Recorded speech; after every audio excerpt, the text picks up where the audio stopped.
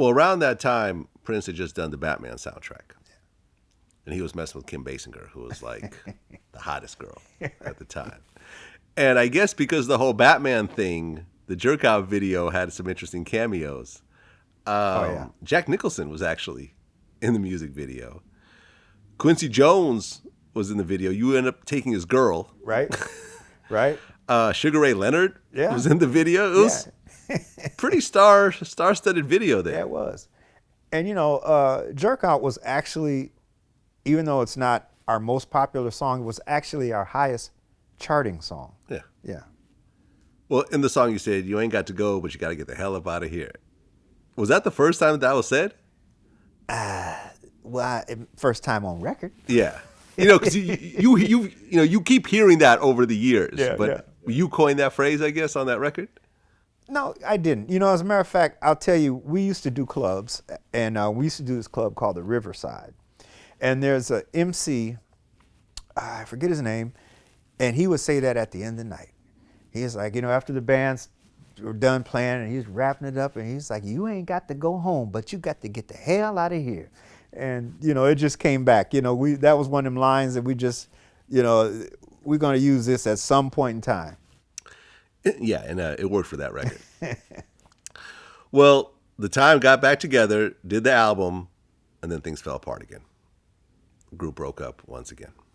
Well, the group, the group never stood a chance at that point, because everybody, it used to be where we had some kind of leadership and some direction, but once we got back together to do that record, Jesse Johnson, he already, had some solo success. Terry and Jimmy were off the charts. They were through the roof. So it went from having maybe a chief and a co-chief and then some Indians to having a room full of chiefs. We couldn't get nothing done because everybody's opinion counted or took precedence over, so it was just hard. We couldn't get nothing done. Based on the book, things started to go kind of downhill for you after that. Your marriage wasn't going well? Marriage wasn't going well. I don't know, I was in a funk. I couldn't think. And I think that it was my way of saying I'm going to take a break. Even though I didn't consider myself taking a break, I just looked up one day and I went from, my house in the hills to sleeping on my sister's living room floor, and I couldn't figure it out. And I didn't really have the ambition to figure it out at the time. Now, there have been times in my life where I early on had a serious drug problem, and that I got past, got through it, kept going. But this thing wasn't drugs, alcohol, nothing like that. I just didn't have it. And so I looked up and I was on my sister's, sleeping on the floor. And one day I'm sitting up in her little dark studio apartment, didn't get much sunlight. And a buddy of mine, Ron Sweeney, called me and he's like, what are you doing? I was like, I don't know. He's like, well, why don't you put the band back together? And just like that, a light went off in my head, and next thing I know, I got the guys back together. We put the show together and never looked back. The phone's been ringing off the hook ever since. Right, because I guess 9 years passed until you saw Prince again. Yeah, it's a long time. Yeah, and I guess you're supposed to open up for him, and it didn't work out. Now, if you're talking about the Target Arena show, yeah, he had us fly to town. Good faith. I fly my band in.